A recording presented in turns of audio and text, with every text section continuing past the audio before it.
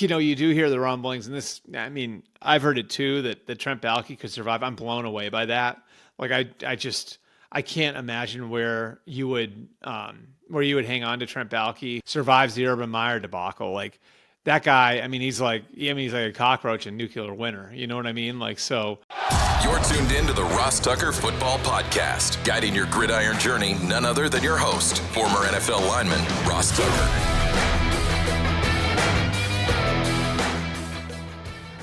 Oh, yeah, it is. But it's not just any Ross Tucker Football Podcast. It is a Tuckheads Tuesday.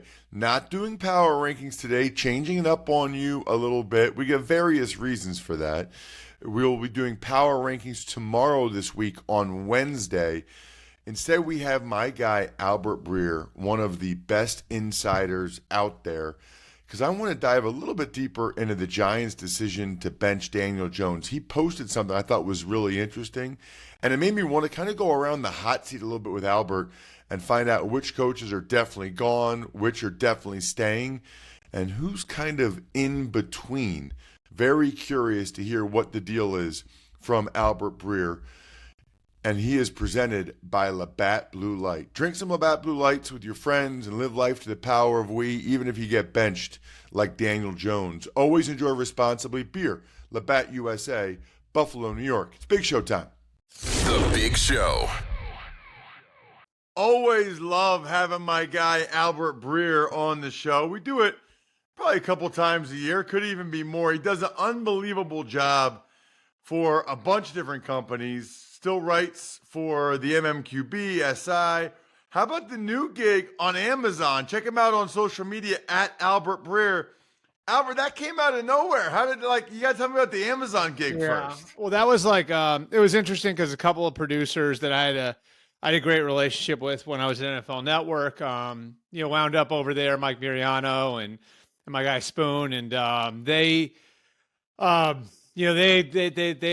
reached out to me all the way back in spring through my agent and everything else, and it kind of came together quick, but it's been awesome, honestly. The resources they have and the team they have is fantastic.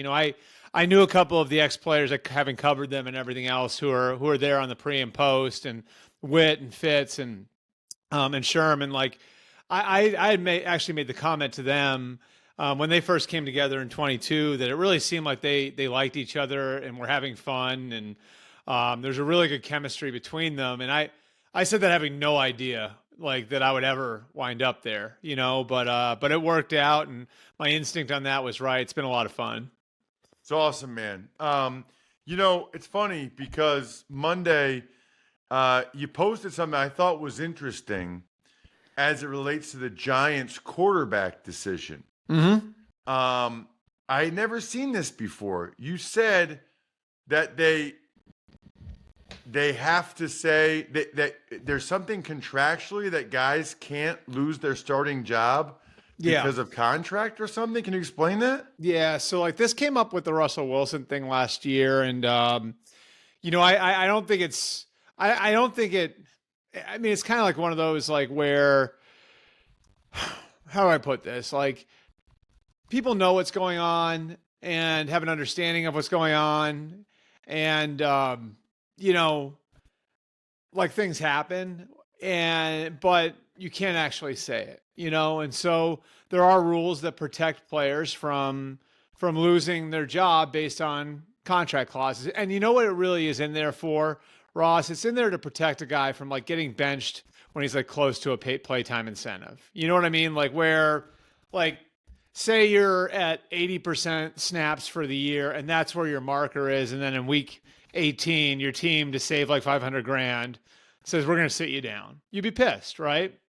And you might even have some recourse to grieve that and saying that's not about performance, And so there are protections that players have for that, and that spills over into not being able to use a contract or put a contract clause, or hang a contract clause over someone's head in order to sit them down. And that actually came up in the Russell Wilson thing, because if you remember, there was the reporting out there that they had gone, and I confirmed it, that the Broncos had talked to Russell Wilson's camp about the idea of taking the injury guarantees for 2024 out of his contract in order for him to hang on to his starting job in 2023, which you can't do.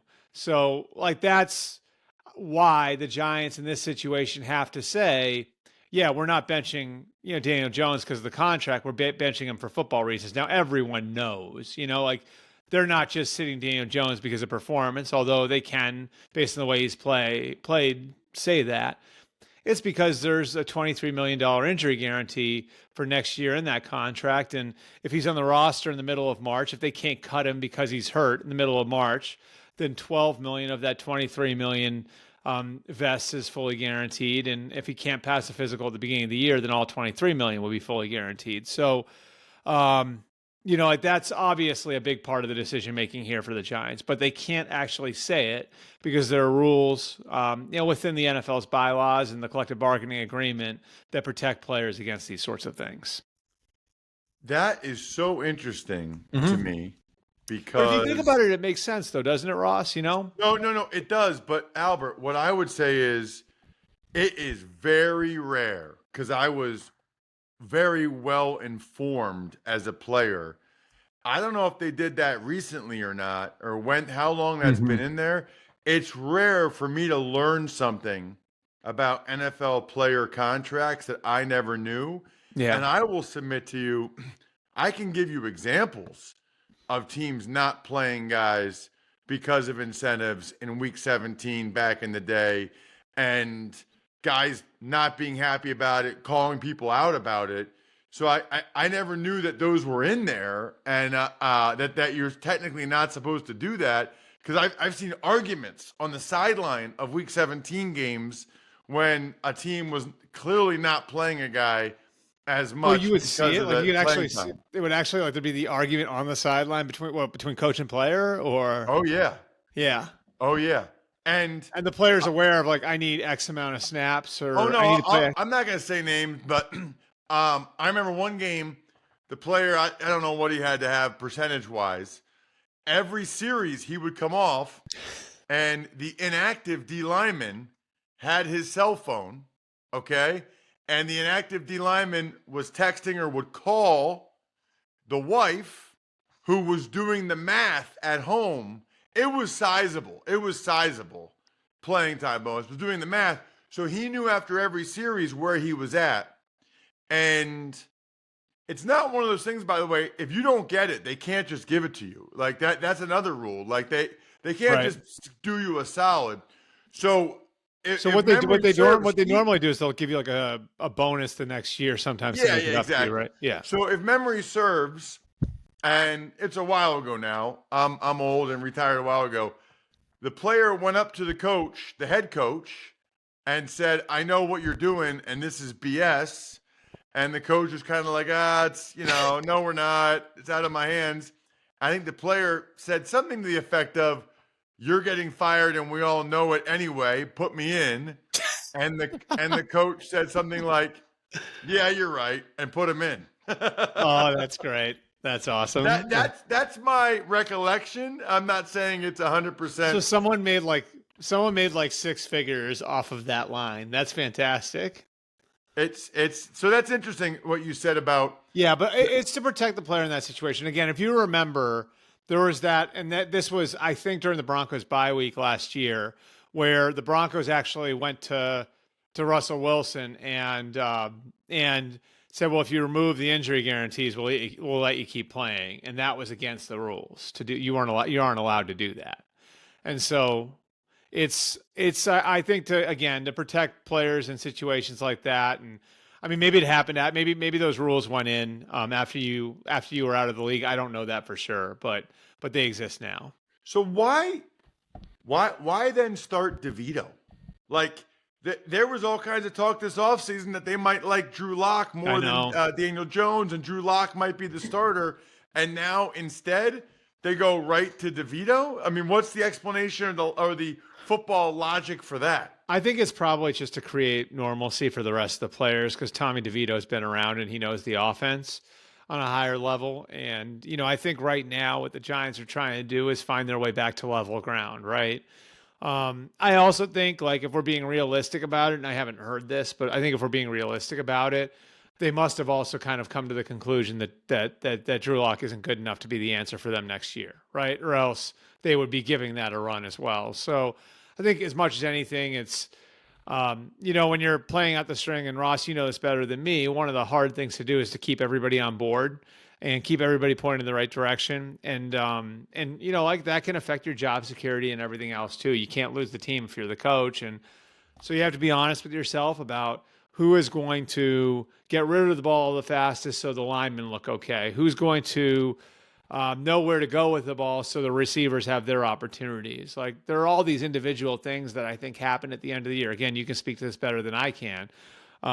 With the amount of guys that don't know what team they're going to be on next year, where, you have to, as a coach, show that you're looking out for everybody's individual good too. And, I jumped to the conclusion here that Tommy DeVito has shown himself to be a better answer than Drew Lock in practice, which is why Brian Daboll would do this. So let's talk about that because, and I'm not making this all about the Giants, but, yeah, John Mara said at some point recently publicly that Joe Schoen, he preached patience and said Joe Schoen and Brian Daboll, he doesn't want to he's not going to make a change, basically. Yep.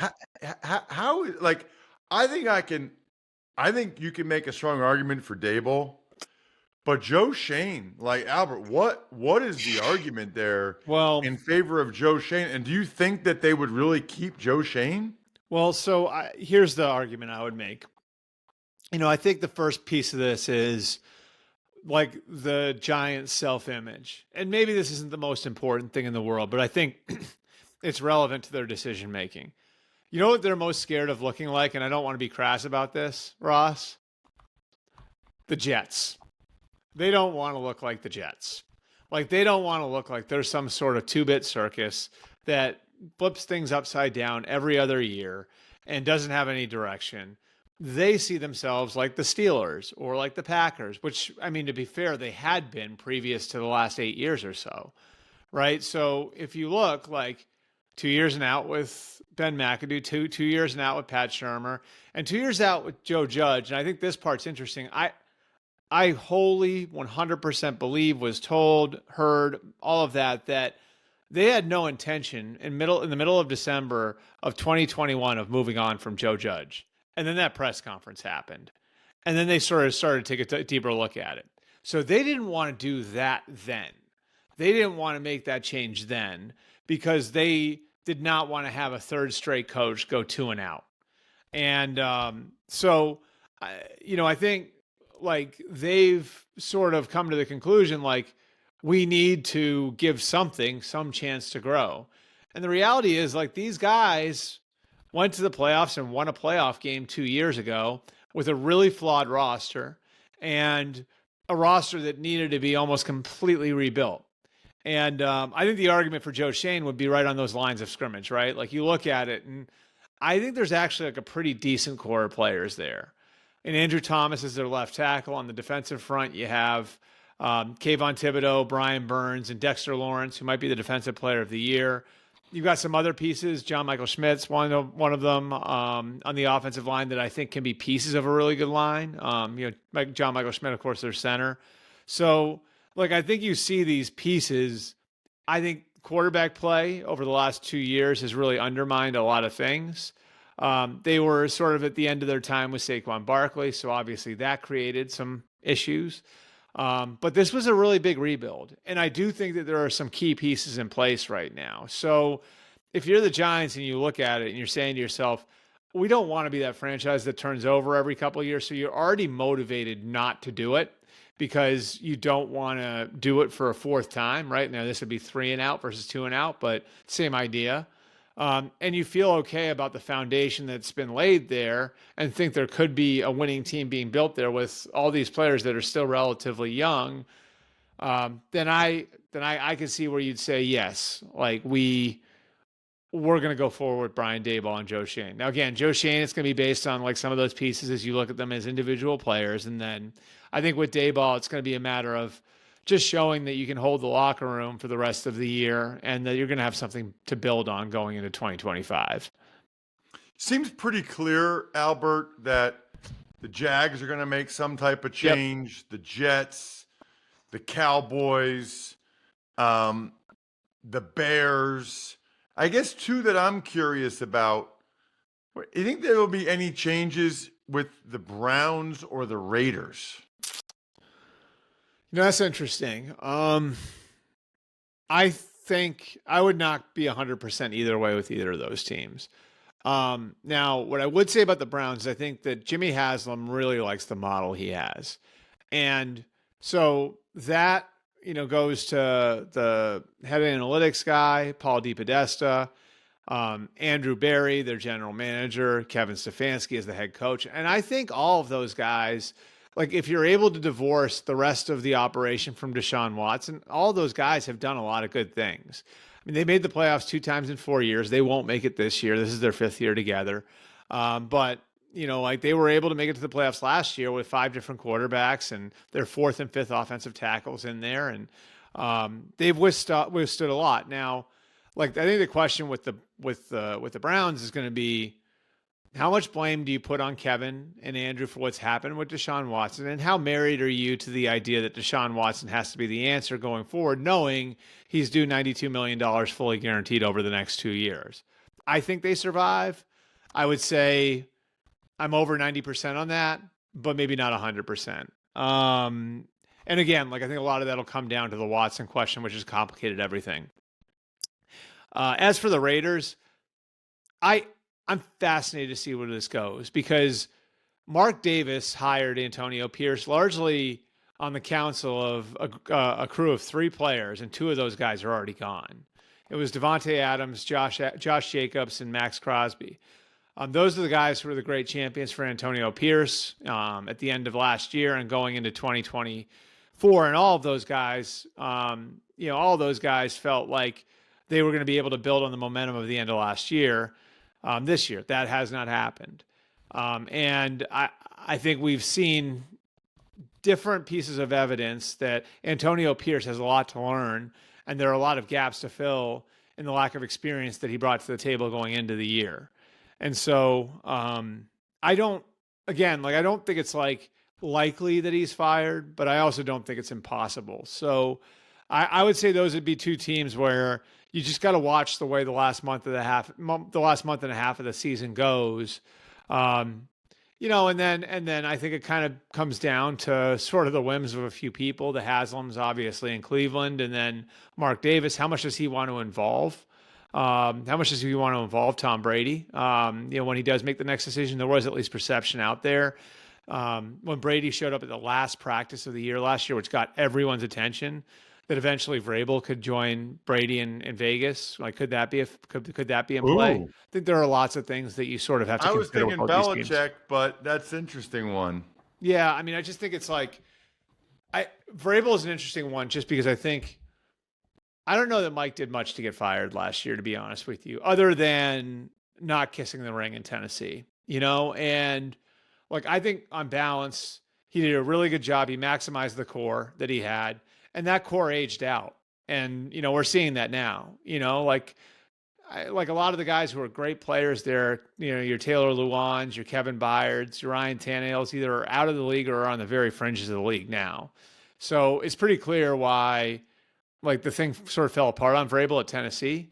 I think he's a fantastic head coach. I think he's going to be at the top of a lot of lists this year. Now, there are going to be some owners that are going to be really fixated on hiring offensive coaches, and that's their prerogative. But I think anybody who's open-minded is going to have Vrabel at or near the top of their list.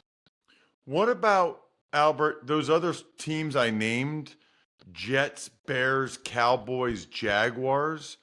Am I wrong on any of them? Do you think any of them that those guys have a chance to stay or could stay? I mean, we still have a little less than half the season to go, so you never say never. If the Bears make the playoffs, then we're talking about something else here. But certainly I think all those situations, I mean, obviously we know the hay's already in the barn with the Jets. There's I know at least perception is there's going to be seismic change in that organization, like a lot of change in that organization. The Cowboys, I mean, we all know the score there. Mike McCarthy's contract's up. It looks like Dak Prescott's injury might be the thing that like just takes the final evaluation piece out of it to some degree. Because, I mean, God knows how good a chance he's going to have with Cooper Rush and Trey Lance for the rest of the year. And then I would say, who are the other two? Jaguars and Bears. And you Bears. said Bears. Yeah, that was it. So like the Jaguars, I'd say is like close to just being done. I mean, and I don't think it'd be a shock if it happened in the next 48 hours, maybe by the time this posts, which wouldn't be great for us, right? Right, Ross? Well, listen, I predicted Monday morning that I thought Peterson would be fired by the end of the day. So yeah, I just think I saw Ian Rappaport's report. That didn't exactly inspire the Jags players the next day. Yeah, I mean, I think it's just with Doug and look, like some of it, like for the owners is like, how do they react to something like that on the day? Do they rally behind their coach? It didn't really look like it, And there have been the little breadcrumbs all year there. They have Trevor Lawrence, who they've invested $55 million per year in. So are they getting the most out of him? That's an open question. You do hear the rumblings, and this, I mean, I've heard it too, that Trent Baalke could survive. I'm blown away by that. Like, I can't imagine where you would hang on to Trent Baalke, who, I mean, drove Jim Harbaugh out of San Francisco and and hired Jim Tomsula there, and went one and done with two consecutive coaches after Harbaugh. Then got to Jacksonville, somehow survived. David Caldwell and Doug Marrone getting blown out. Survives the Urban Meyer debacle. Like that guy, I mean, he's like a cockroach and nuclear winter. You know what I mean? Like, so how. I'd just be surprised. It would surprise me that if the Khan family didn't have the good sense to blow the whole thing up. But it's more than just the losses, Ross. It's also things haven't been great in that building. Trent has wanted change on Doug Peterson's coaching staff. Press Taylor's been in the crosshairs of Trent for a while. That's created an issue between Trent and Doug, and it hasn't been healthy there in some time. And obviously that shows. And I think they're 3-14 in their last 17 games. So I would think that would be one where you see total change, and maybe that one's a landing spot for a certain coach who might live down the street from me up here. Check him out on social media at Albert Breer. He is absolutely the man.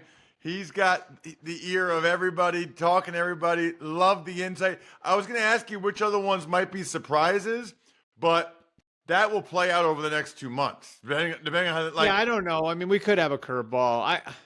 A lot of people have asked me about Zach Taylor. The Bengals have been so patient with their coaches, and I think Zach's done a fantastic job there, changing the mentality of that place in a lot of different ways. But obviously, again, like when you've got the crown jewel quarterback, we just mentioned that with Jacksonville, and Joe Burrow, like that puts pressure on everybody. And I think you saw some of that sort of spill out with Jamar Chase last night. But I don't see that being the surprise. But it'll come somewhere. It always does. Thank you so much for coming on, Albert. Really appreciate it. Check him out on social media at Albert Breer. Love talking with Albert Breer. Love using the Game Time app. In fact, I might use the Game Time app Friday to go to a basketball game when I'm in Houston. But if you want to go to the Titans-Texans and try to see me or say hi before the game or something, they have some awesome deals. You can get in for $98, it looks like, but with their Game Time picks, man, they give you so many awesome options. The key to me is being able to see the all-in pricing, the view from your seat, and then knowing that you have the lowest price guarantee. Take the guesswork out of buying tickets with Game Time picks. Download the Game Time app, create an account, use code ROSS for $20 off your first purchase. Terms apply. So again, create an account, redeem code ROSS for $20 off. Download Game Time today. What time is it? Game Time. Great way to be the sponsor confirmation email winner, by the way. Smirnoff knows there's no I in football. It's a we thing. An experience best enjoyed together with good drinks and good folks. There's a reason why Smirnoff's the world's #1 vodka and an official vodka partner of the NFL. This year, there are more opportunities to watch football and make delicious Smirnoff cocktails than ever before. Thanksgiving, Black Friday, Christmas, Smirnoff and the NFL are here with you every step of the way. Please drink responsibly. Smirnoff number 21 vodka, distilled from grain, 40% alcohol by volume. The Smirnoff Company, New York, New York. Please do not share with anyone under legal drinking age. Smirnoff, we do game days. Tuck's Takes. All right, Ross, we had a game last night. The Texans, they trampled the Cowboys in Dallas. It was 34-10. Yeah, it felt like the Cowboys were a little bit better, though, than they were against the Eagles. You know, the Texans started out running the ball all over them. Joe Mixon's found the fountain of youth. He was fantastic as the Texans get out to a 14-0 lead.